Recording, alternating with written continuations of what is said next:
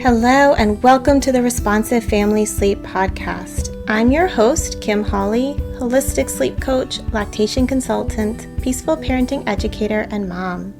If you've ever felt overwhelmed by all the conflicting sleep info, frustrated with sleep information that just plain felt wrong, or searched desperately for a truly gentle and responsive sleep approach, then you are in the right place. In each episode, we'll be answering your most pressing baby and toddler sleep questions, busting those sleep myths, and helping you understand truly developmental, biologically normal baby and toddler sleep, plus encouraging you to trust your intuition along the way. Let's get started. Hello, and welcome back to the podcast. This week, we are going to talk about overtiredness. I get so many questions about overtiredness when it comes to bedtime struggles, when it comes to nap rhythms. I see so many parents so afraid of their baby being overtired. And I feel like overtiredness is like the thing right now, right? You know, there's always these waves of where everyone is talking about something and it's like the big thing everyone's on the lookout for. It's the thing of the moment. And often when that happens, it means that we are way blowing something out of proportion, right? Like if you've been in a field for a while, you tend to see these things come and go. And overtiredness is a big thing. However, most of the ways that we talk about it and think about it are wrong. So let's talk about what is overtiredness. Is it an actual thing? What else might we be seeing instead of what we think we're seeing, right?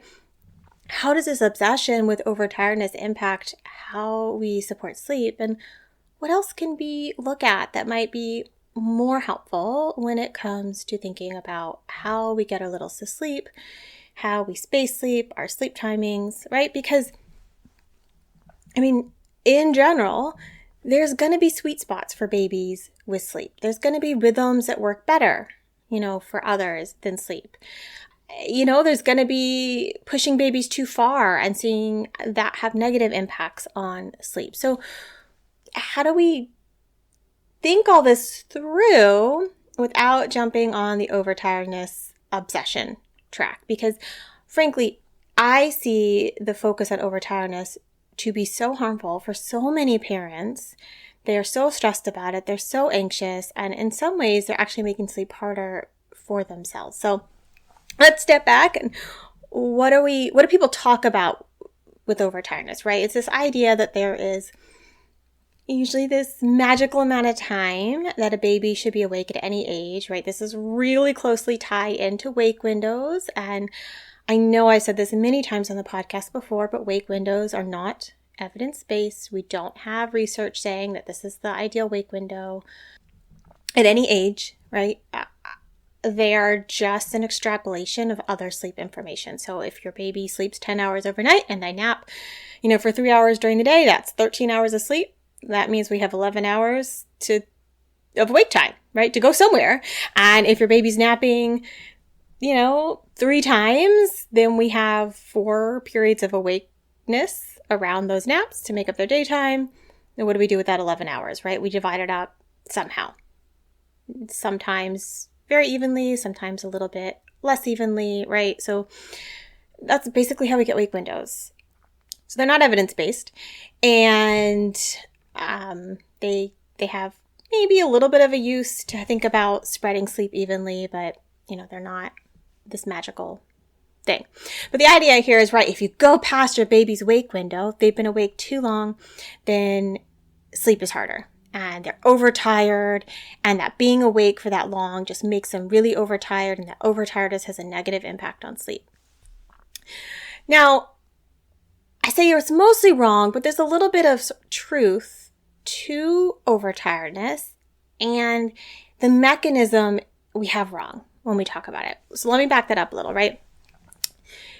Over the time that you're awake, you build up sleep pressure. Babies do this at different rates, right?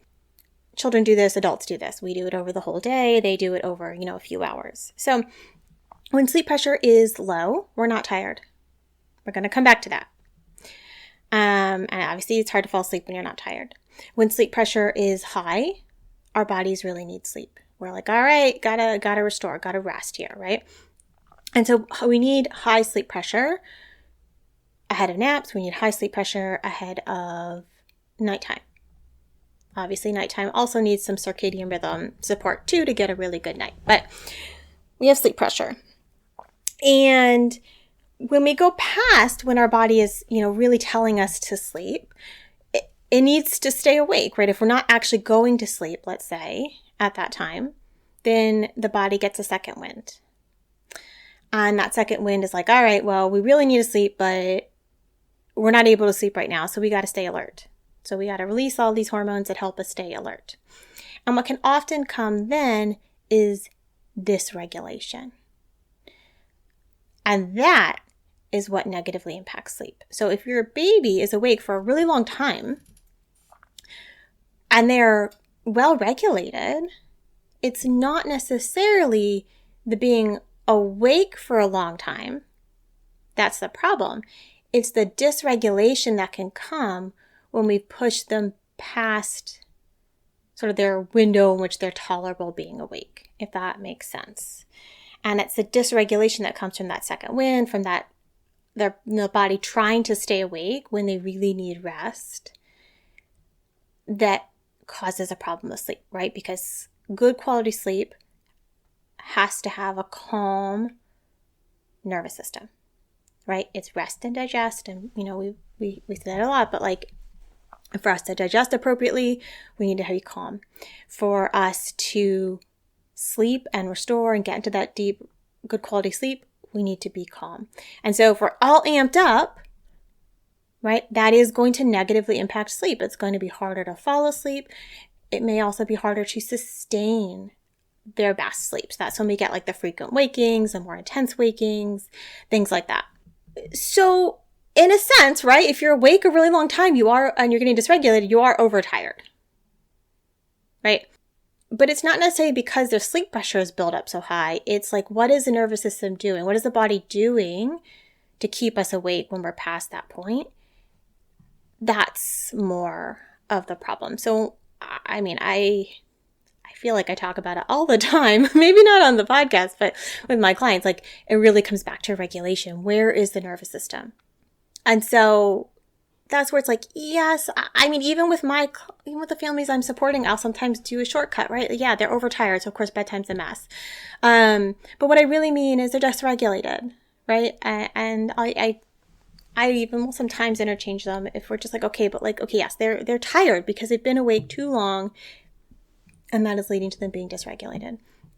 Other things can lead to dysregulation too, which have a negative impact on sleep. So, obviously it's not just from being awake too long. So, is overtiredness a real thing? Yeah, like if you really didn't get enough sleep the night before, right? You're overtired. I'm sure many of you can relate to that. You are tired. So your regulation maybe isn't as good the next day, right? Your baby had a really rough night.